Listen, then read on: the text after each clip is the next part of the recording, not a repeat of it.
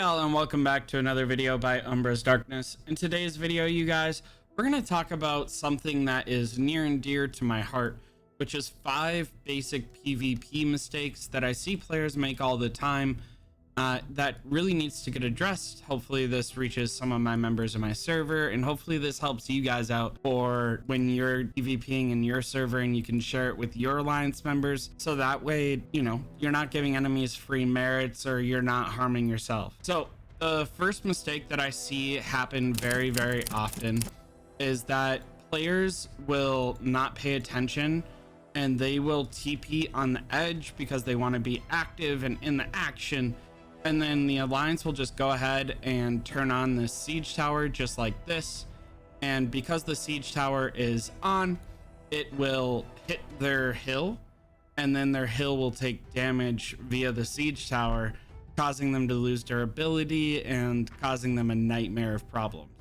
So in order to avoid this in the future, you really need to pay attention to the radius. It's better to move like a second tier back, right? So if you teleport 1 tier back, so that way, you know, the siege tower has no availability and it can't force you TP, or you don't have to send out your troops. They turn on the siege tower, recall your troops, and TP back 1, wasting 300 or 750 gems. And on top of that, it will cause you to lose You don't want to be like this.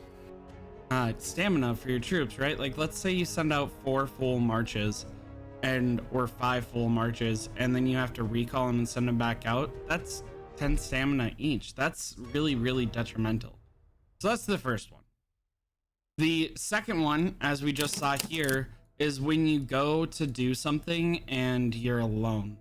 That is a huge mistake. So for the most part, you should do things as a group activity.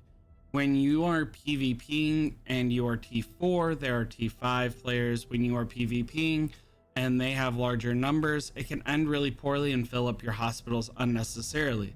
The best way to avoid that is to gather in X location, right? So like if we want to go after this tower, maybe we gather here, or maybe we gather here. So that way we're a little bit farther apart, and then we can go ahead and make sure that we're good to go and push as a united front in order to ensure that we're safe, and in order to ensure that we have a large enough number to support us. You also want to know who the T5 players are. So a good rule of thumb for that is if they're over 40 million power, they have at least 1 T5. So this player is level 25 but only 20 million power. I'm not necessarily worried about them having T5 players. Actually, I'm not at all. That means that they only have building power. They don't have the necessary researches required in order to get them to T5s. So that would be our second mistake, not knowing what your opponent is doing and not adequately preparing to go against whatever your opponent is doing. The third mistake is honestly a alliance mistake, and that is not upgrading every tower to a siege tower. Here you can see that this is just an alliance tower, and here you can see it's a siege tower here. The reason that this is a mistake is because siege towers can work both ways. So the first way that they can work is if this was a siege tower, we could turn it on and we could cause damage to this player and cause them to force teleport out. And wall repairs are super annoying. It's every 30 minutes that you can click this and click repair to get it up. It does heal passively, but very limited. It's not enjoyable and it takes so long.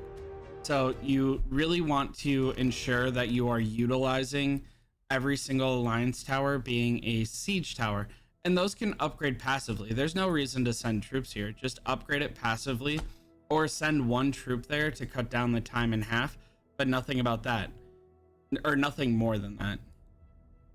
The other way that this can be used, right, because I said it could be used in 2 ways. The other way that this could be used is, let's say that I'm about to lose this tower. I'm like, you know, 5-10 minutes, say about 3 minutes per alliance member that's in this tower range. What you can do is you can actually remove that alliance member and then turn on the siege tower and cause them to force teleport, So that way they're not losing their troops and their resources. They are only losing the durability of their wall, and they're not having any deaths of their troops. This is huge. It's a defensive tactic. It sucks, right? Healing the wall sucks. It's draining, but it is way better than losing your resources and losing your troops, because when you defend a city, you lose 10% of your troops that are severely wounded. Now, yes, the enemy loses 50% of their severely wounded, but unless you're T5 and then they're T5, I mean, it's not a good trade. And like, let's say they have an awakened, I don't know, Emrys or an awakened XYZ, and now your heroes are just 511, or maybe they're not even leveled. It's going to be extremely detrimental for you. So it's definitely worth turning on that siege tower and just making it a free way to protect your members. Now, yes, they teleport randomly anywhere in the zone that you're located in, to the best of my knowledge. They don't teleport back to your starter zone or anything like that. So is there a possibility that they teleport, you know, right here, right next to an enemy player? Sure. Yes, there's always a possibility that it's not in a great spot, but at least you can try. And maybe they teleport further back. Maybe they teleport to a random location, but they can't, or your enemy doesn't find them right away. So there's a million reasons why this can go really good, and there's very few reasons why this is poor. So it's definitely worth paying attention, and it's definitely worth trying to upgrade to protect your alliance members. Not only that, but if we look a regular alliance tower versus a siege tower, here you can see that has 83,200 durability, and here you can see it has 62,400 durability.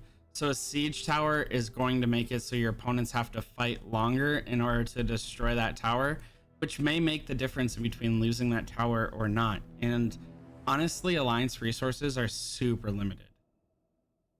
So far we've talked about being in the front lines and not having a plan and not knowing who your opponents are. We've talked about siege towers and their use as the alliance. The third thing that is super detrimental is gathering. So here we have someone gathering. Now, yes, I am gathering, but I am gathering with full T5s, 215k infantry. Right, so I'm a bait gatherer. The only place you should gather in a war zone is here. Now I get it, troops hurt, troops injured, you want a resource heal, teleport back to your starting base. Otherwise, you're just giving players free merits. Like if I go back here and I look back in my enemy lines, it's very hard to find gatherers, except for, I mean, here. So I could send my flying cav march down and I could just kill off all of these things, filling up their hospitals with potentially infantrymen, because that's what's auto selected if you don't have enough worker horses, filling it up with worker horses. And more importantly, I'm taking very little losses in order to buy more items from the merit store. So you're essentially just feeding me ways to fight against your teammates with no real consequence against me. So it's definitely a negative thing. And on the flip side, as a opponent, you should be looking for the gatherers. You should punish them. You should cut off their resource chain. There are so many players that are like, oh, this is a negative way to PvP. This isn't beneficial. This hurts everyone, blah, blah, blah, blah. But it's not. This is the way that you cause players to second guess going out to gathering. This is where you make players teleport back to their starting region so that way they can safely gather and they have to use more TPs. This is the way that you make players complain to their leadership and potentially call off the war. So if you're either in peace, you're not actively fighting, you can only fill a cav march or you can only fill a flying unit march, you should be out killing gatherers all the time. You should be getting 100,000 merits every day just killing gatherers, no matter what. You should just be out hunting. Now, I mean, obviously not everyone's as active as me, and you should scale the amount of merits you get from gathering based off of that. But if I wasn't on TP cooldown and could be rallied, I'd be back there killing gatherers if I wasn't out PvPing. It doesn't matter. Like, just click aimlessly, send up the coastline or send up the zone line, places that people don't necessarily look or don't have a lot of legions to go in the first place, and then just kill them off and come back. And even if your troops die, right? So like, let's say you go all the way there and your troops die. Now, as long as you've made 25,000 merits, you're good to go. There's no issue. You get to push it. I mean, look at all of these merits. You get to push it so far. And again, you make them second guess sending out gatherers again, causing them to choke on their resource production and therefore their troop production and their advancement to T5s. The fourth thing that I see as a major mistake is players overextending. So here you can see that we have a clear defined front line, so that way we have plenty of time to come back and fight off, and we know that, if we lose a tower or two, our cities are still farther back and we're less likely to be able to get them hit in zero. You definitely want to stay a few towers back, and if you're going offline and you are teleported up, right? I teleport all the way up to the front. That's totally fine, but teleport back at the end of the night, so that way you're not dealing with wall durability, so that way you don't have to get kicked from the alliance and you can't TP for 24 hours, so that way your troops are protected and there's not going to be deaths. There are so many positives and so few negatives to just taking the right approach and taking care of your troops and taking care of your city, and making it so that way your alliance members don't feel guilty for not defending your city. The fifth and final mistake that I see happening oh so often is players send out all 5 legions in order to PvP. And that is insane to me. Even on a PC, I can't control more than 3 legions accurately. And sometimes in large scale fights, I can't control more than 2 just because there's so much lag. So it's definitely not worth risking all that hospital space just to have all 5 legions and feel powerful. You should be sending out 1 or 2 legions, maybe 3, and you should be using like a tank and a mage, or maybe double mage, or maybe a mage and an archer, and relying on other people's tanks or city hopping, so that way you can go ahead and cause damage over and over and over again, but you're not losing a lot of units. You don't want the trades to be negative. And with your other units, you could be gathering at your alliance pool resource center. You could be sending a legion up the coast, right? A flying legion up the coast in order to go hunt gatherers. You could be doing so many different things that are way more beneficial than trying to control 5 legions in the same battlefield and causing unnecessary troops to die. It is way better to be able to control every unit, pay attention, and make sure that you're not overextending. And on that note, when you do send out legions, when you are PvPing, you never want your troops to fully die, because then more of your lightly wounded troops go to the hospital and become severely wounded troops.